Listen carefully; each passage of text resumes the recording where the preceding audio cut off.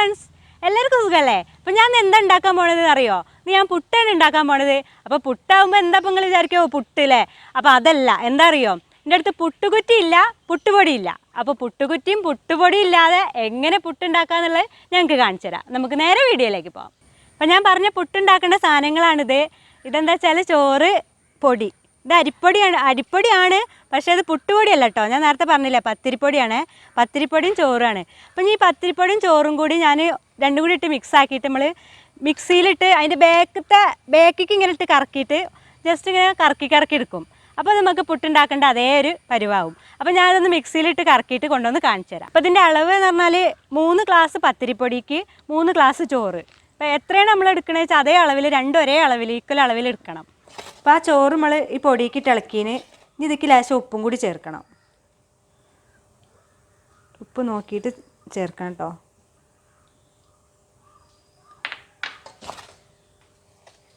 എന്നിട്ടൊന്നും കൂടി ഇത് മിക്സ് ചെയ്തിട്ട് നമുക്കിത് മിക്സിയിൽ പൊടിക്കാം.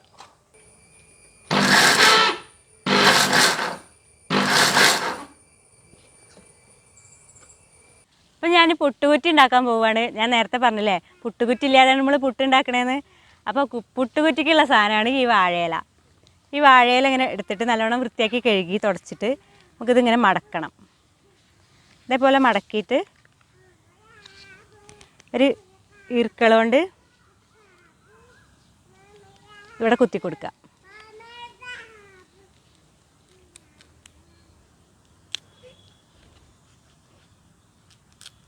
നമുക്കിതിനെ ഒരു ഇഡ്ഡലി ചെമ്പിക്ക് ഇങ്ങനെ വെച്ച് കൊടുക്കാം കേട്ടോ.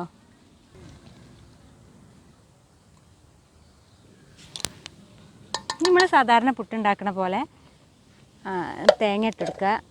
അടിയിൽ ഒക്കെ ജസ്റ്റൊക്കെ പിടിച്ചൊക്കെ ചെയ്ത് കൊടുക്കണേ. ചെരിഞ്ഞു പോയാൽ ആകെ പണി പാടും. എല്ലാത്തിലും നമുക്ക് ഇട്ടെടുക്കത് തേങ്ങ. ഇപ്പോൾ തേങ്ങ ഇട്ടു. ഇനി നമ്മൾ ഉണ്ടാക്കി വെച്ച ആ പൊടിയില്ലേ, അപ്പോൾ കണ്ടോ, ഞാൻ ആ ചോറും പത്തിരിപ്പൊടിയും കൂടി മിക്സിയിലിട്ട് പൊടിച്ചത് കണ്ടില്ലേ, ശരിക്കും പുട്ടുപൊടീൻ്റെ ആ ഒരു രീതിയിലായിന്. ഇതിൽ വെള്ളമൊന്നും ഞാൻ ഒഴിച്ചിട്ടില്ല. വെള്ളമൊന്നും കൂട്ടാതെ കുറച്ച് ഉപ്പുപൊടി വിതറിയിട്ട് മിക്സിയിലിട്ട് അങ്ങനെ കറക്കിയതാണ്. അപ്പോൾ അതും കൂടി നമുക്കിത് ഇട്ടുകൊടുക്കണം. ഇനി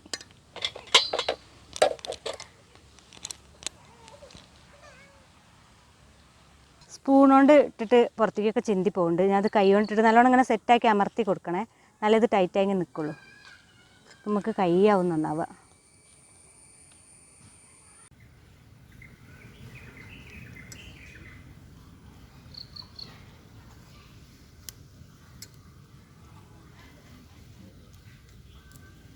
അപ്പം നമ്മളെല്ലതും ഫില്ല് ചെയ്തിട്ടുണ്ട്. ഇനി നമുക്ക് അതിൻ്റെ മുകളിൽ തേങ്ങയും കൂടി ഇങ്ങനെ ഇട്ട് കൊടുക്കുക കുറച്ച്.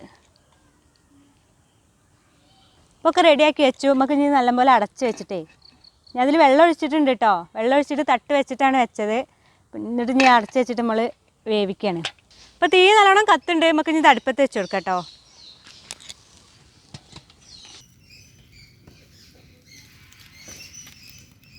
അപ്പോൾ പുട്ടുകുറ്റി ഇല്ലാത്ത ഈ പുട്ട് ആവിയിൽ കിടന്നിങ്ങനെ ആ ഒരു പുട്ടിൻ്റെ രീതിയിൽ തന്നെ കിടന്ന് വേവട്ടെ അല്ലേ.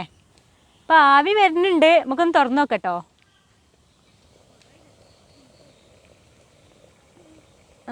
ഒന്നും കൂടി വെന്തോട്ടെ, കുറച്ചും കൂടി വെന്തോട്ടെ അല്ലേ,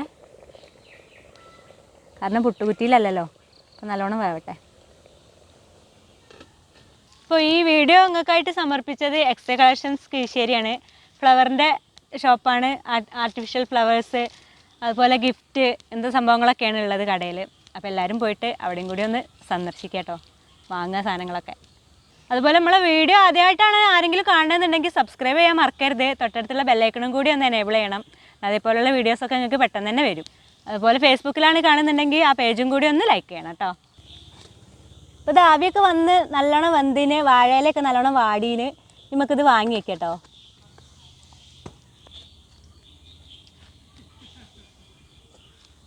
അപ്പോൾ ഇതൊന്ന് എടുക്കണമല്ലോ. നല്ല ചൂടുണ്ട്. അപ്പോൾ അതൊരു 5 മിനിറ്റ് കഴിഞ്ഞിട്ട് നമുക്ക് എടുക്കാം കേട്ടോ. അപ്പോൾ സമയം ഇരുട്ടായിട്ടുണ്ട്.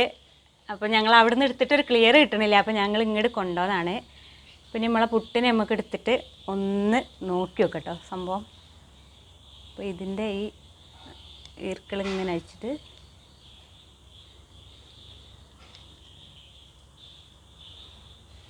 വാവ്, അടിപൊളി. വിചാരിച്ചതിനെക്കാട്ടിൽ സൂപ്പറായിട്ടുണ്ട് സാധനം.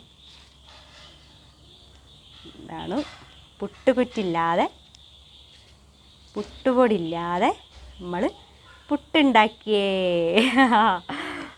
അപ്പം നമ്മളെ പുട്ടിന് കഴിക്കാൻ ഞാൻ നിൽക്കുകയാണ്. കടലക്കറിയൊന്നുമില്ല ഇപ്പോൾ. ഈ സമയം കൊണ്ട് 2 പപ്പടവും കാച്ചി കുറച്ച് പഴം ഉണ്ടായിരുന്നു, അത് എടുത്തു.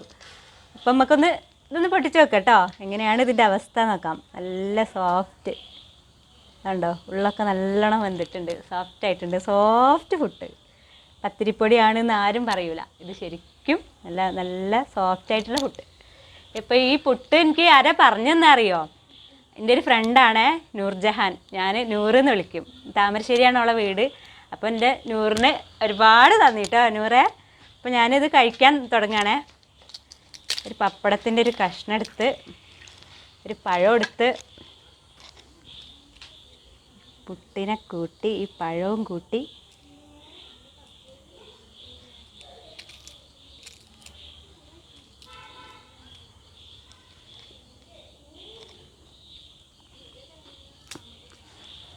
കഴിച്ച് കേട്ടോ പറയാം. ഒരു രക്ഷയില്ലാത്ത ടേസ്റ്റാണ്, അടിപൊളി ടേസ്റ്റ്. എൻ്റെ നൂറേ, ഞാൻ ഇത്രയ്ക്ക് പ്രതീക്ഷയില്ല കേട്ടോടാ.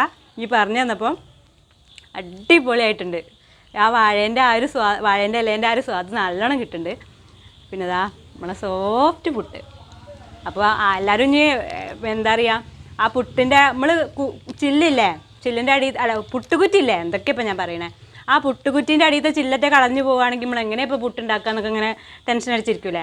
അങ്ങനെയൊന്നും വേണ്ട. ഇങ്ങനെ ഒരു വാഴേൻ്റെ എടുക്കുക, മടക്കുക, അതിൻ്റെ ഉള്ളിലേക്ക് കുറച്ച് തേങ്ങ ഇടുക, ഇതേപോലെ പുട്ടിടുക, അങ്ങനെ ഇട്ടിട്ട് പൊടിയിടുക, ഉണ്ടാക്കുക. എന്തൊക്കെയോ ഭയങ്കര ടേസ്റ്റ്. എന്തായാലും ഇതിൻ്റെ ഒരു ടേസ്റ്റ് എന്താ അറിയോ, നമ്മൾ ഉരലിലൊക്കെ ഇടിച്ചുണ്ടാക്കണേ ആ അതേ ഒരു ടേസ്റ്റ് വരുന്നുണ്ട് കേട്ടോ സംഭവം. ഇതെന്താ വെച്ചാൽ ആ ചോറ് കൂട്ടിയതുകൊണ്ടായിരിക്കും കേട്ടോ. നല്ല സോഫ്റ്റ്, എമ്മാരി സോഫ്റ്റാണ് അറിയോ. അടിപൊളിയായിട്ടുണ്ട്, നല്ല സൂപ്പറായിട്ടുണ്ട്. അപ്പം നമ്മളെന്നും പറയണ പോലെ ആരും ബേജാറാവണ്ട, ഇടങ്ങാറാവണ്ട, എല്ലാവരും വെച്ചോളി തിന്നോളി.